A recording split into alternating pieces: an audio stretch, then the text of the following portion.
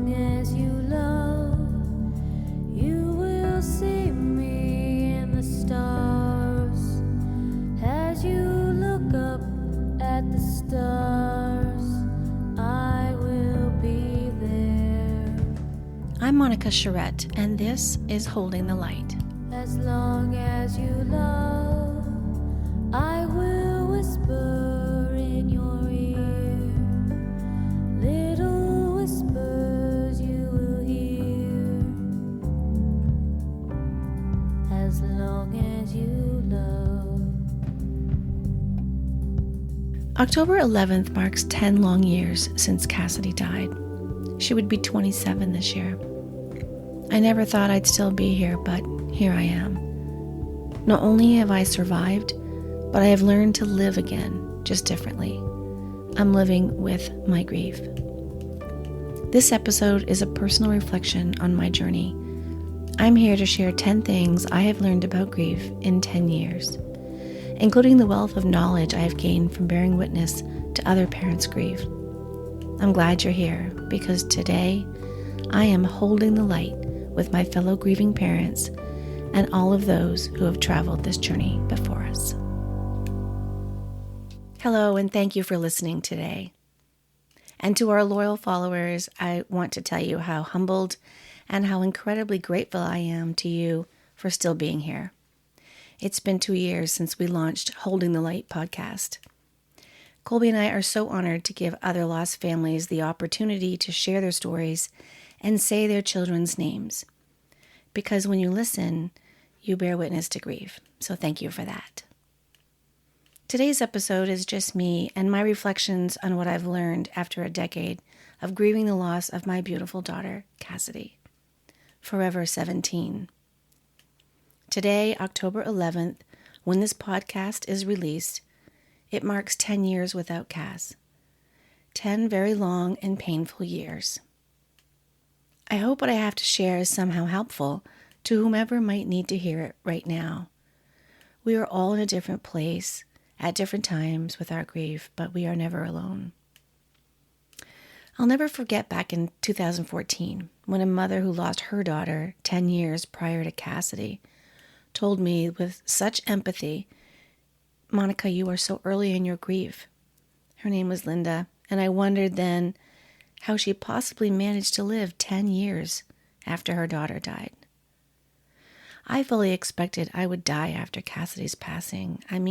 I wanted to die, actually, because the pain was unbearable. Child loss is unbearable. People who have spared child loss can't realize how defining it actually is. They say we aren't supposed to let horrible life experiences or illnesses or losses define us, but in fact they do define us in many ways. Death is so dichotomous. In some ways it feels like just yesterday, and in others it just seems like forever. But I'm still here, a decade later. That is something to acknowledge.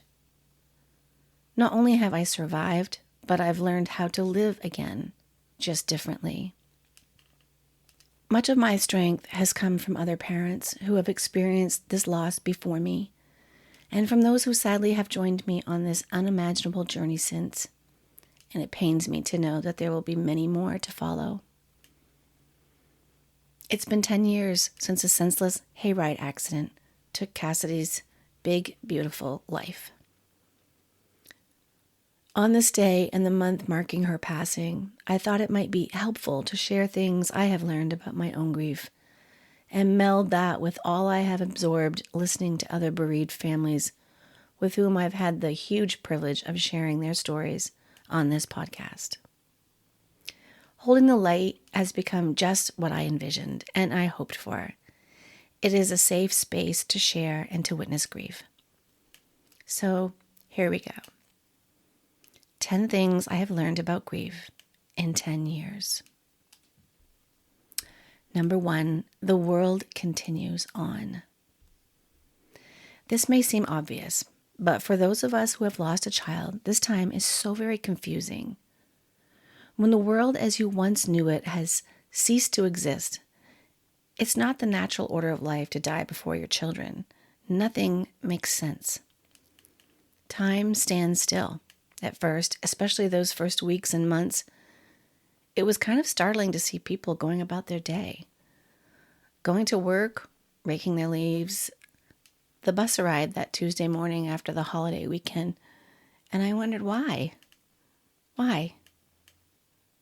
The world was gray at first, literally muted variations of black and white. I can now see colors, of course.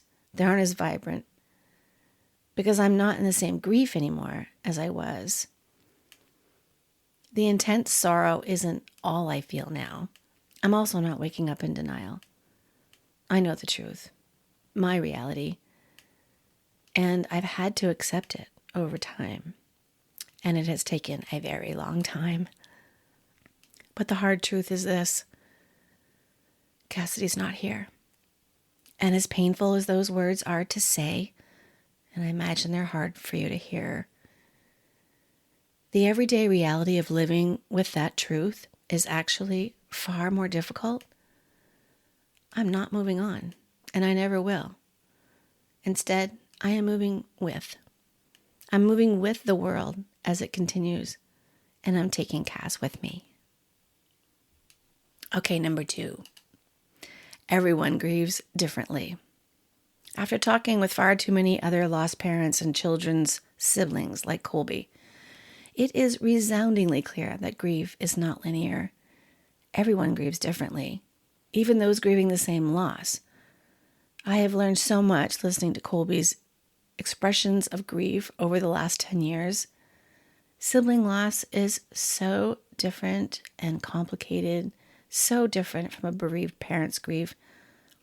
My husband, Cassidy's dad, who loves and misses her as much as I do, he expresses his grief differently. He is more private, protective of his heart and our family. I've learned that it is so important to recognize that there are no shoulds in grief, no right or wrong. We should never compare our grief to others. It's hard, exhausting work to live longer than your child did, so I've learned to honor all who are grieving, no matter what that looks like.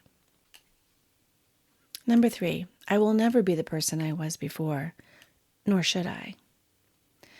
This has been a transformative experience. I no longer recognize myself before Cass died. I imagine there are people who miss the old, carefree me. I'm sure Colby does in many ways. And my friends, those who are still beside me, must miss me. I am not steadfast or flexible. I am less trusting and far more introverted.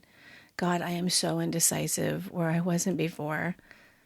I have lost patience for petty grievances, complaining over small, insignificant things. I have less tolerance for noise, and I am unable to accommodate last-minute changes. I still prefer to shop outside of my community to avoid people, and I start the day with a very long list and shorten it repeatedly. I have left carts of groceries in the aisle when my anxiety ramps up. My memory has never really returned fully since October 11th, which you can imagine is painful when you're holding fast to every last memory of your child. But the new me also gains some important attributes. I definitely have a greater appreciation for life. I have greater empathy for others, especially the bereaved, and I have a new perspective on what matters. I think I live in a deeper place. I love deeper because I grieve. I hope I'm a little wiser. I guess the same also goes for the joy in my life. It's felt with more intensity. Of course, with that comes other intense feelings like anger and disappointment, especially when the people I thought would be here for me and my family are no longer truly here. 10 years later, I'm a changed me. Not the me curated by public consumption, and I accept who I am now. I guess it's okay. I have to learn to like the new me because the old me died on October 11th, 10 years ago with Cass. Number 4, it's not ever going to be better. After 10 years, my grief is definitely different, but it will never be better. That's so hard to accept. I mean, it's better that I'm not lying on the bathroom floor crying or staring blankly from my living room chair all day, forgetting to feed the dog, or not eating for an entire day. I don't cry all day, though some days I still do. I eventually stopped grocery shopping in those other communities to avoid people I knew. I'm getting out more. I've mustered the courage to attend some weddings, celebrations of life, birthdays. But what I've come to understand is that what other people want most is some evidence that we are all somehow better, that we've moved on, we're healing, we're following God's will. They want us to get better, but that is more for them, because grief makes people uncomfortable. I get that. I was once that person too. So I've learned to protect my emotional space, as only I can do. I set personal boundaries for myself, and I honor those boundaries. Now that I'm accepting that things aren't ever going to be better, I'm doing my best to be my best self on any given day. To honor Cassidy's memory, to care for and love myself, my husband, and my son. Be a loving daughter, a good friend, support my community, to love and be loved, one day at a time. Number 5. Grief and joy can walk side by side. It has taken a decade to allow myself to feel joy again without feeling guilty. Somehow allowing happiness back into your life after losing your child feels almost disloyal. How can I smile when my daughter has died? How can I take a trip with our family without her? That first time you smile after so many days, weeks, months, maybe years, of feeling like sadness is your only relatable emotion. And then something makes you smile. It makes you laugh, makes you feel joy again, and you realize you have room for both. A fellow lost mom just shared with me that she was feeling so many mixed emotions about buying a new home and moving out of the place where she raised her son, who had died by suicide. She expressed feelings of guilt and betrayal, sadness. We both cried. And at the same time, I heard her share moments of anticipation, joy for this new chapter in her life. Her grief is walking beside her joy. I liken this to railroad tracks and your life as a train. Grief is one rail, and the other, running parallel, is joy. Pain, suffering, sadness, longing stays just arm's distance from the track carrying laughter, smiles, and happiness. They forever run side by side, so closely that their presence is always seen and felt, but they carry you through your life. It has taken 10 years, but I'm making room to be with both my grief and my joy. Number 6. There is no expiration date on grief after child loss. It may sound cliche, but grief is a journey, not a destination. There's an unrealistic expectation as the days and the months and years go on that grief isn't as prevalent or as close to the surface. It is assumed that at some point, bereaved parents no longer need love and comfort. People might think, well, it's been a year or 2 years or 10 or 30, or why are they still so sad? To that I would offer this.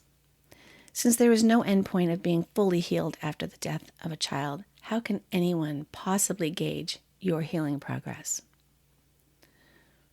We must challenge this long-standing societal expectation that we must move on after child loss in order to survive. I've never heard anything more impossible. Rather than fading with time, grief instead weaves itself into all the aspects of your life. It is lifelong.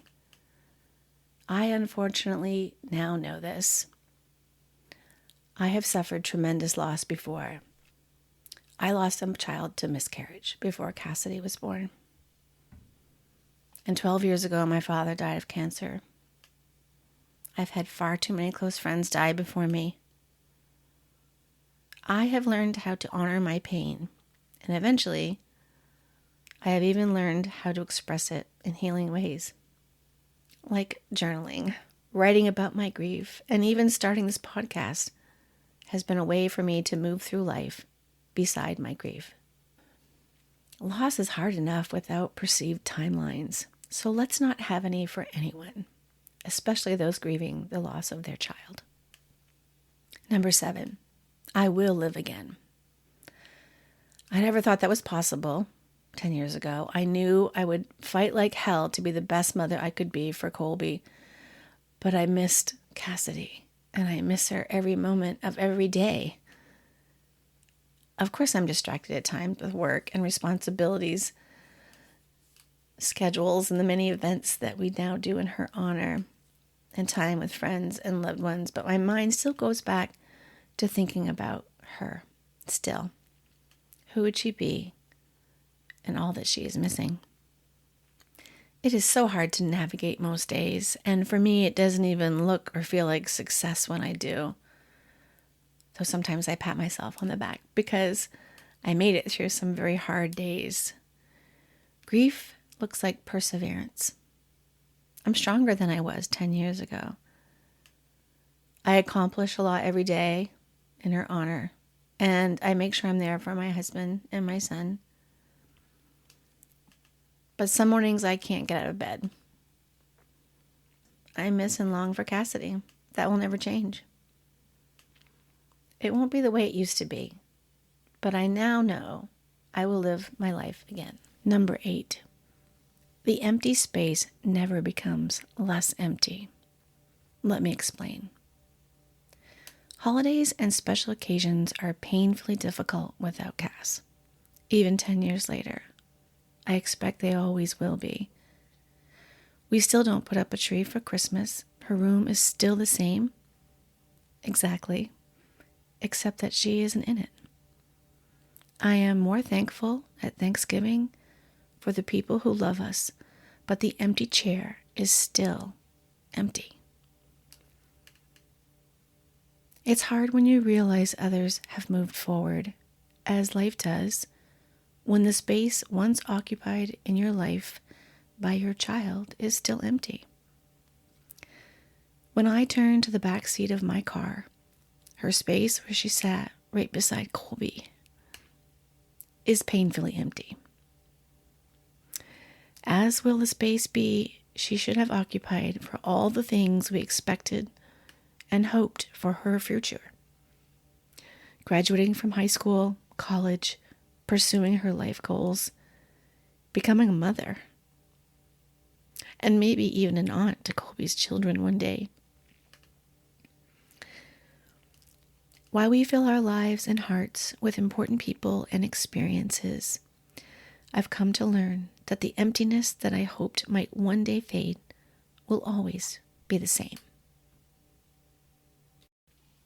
Number 9, I will never stop saying her name.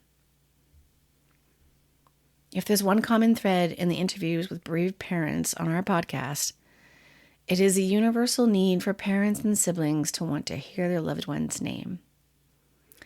I always include Cassidy in my conversations. I speak of her out loud. I talk about her sometimes in the present tense. I imagine I make people uncomfortable at times. But you know what? Grief is uncomfortable for our society. I wish it were not so. People share all the love for their living children, and I'm sharing mine for Colby and Cassidy. I have never hidden my struggle or pieces of my journey that were difficult for others. Instead, I want to educate people about grief. When I interview a grieving parent or a sibling, I want to give them opportunity to say their loved one's name. I love this about our podcast, because when we say their name, we acknowledge and witness another parent's grief And honestly, it helps us both heal. No one really dies until you stop talking about them. And I will always say Cassidy Jean's name and make her part of my everyday life. We've reached number 10, and this is so significant to me. The love isn't going anywhere. When I accepted this very important reality is when I think I allowed myself to live again.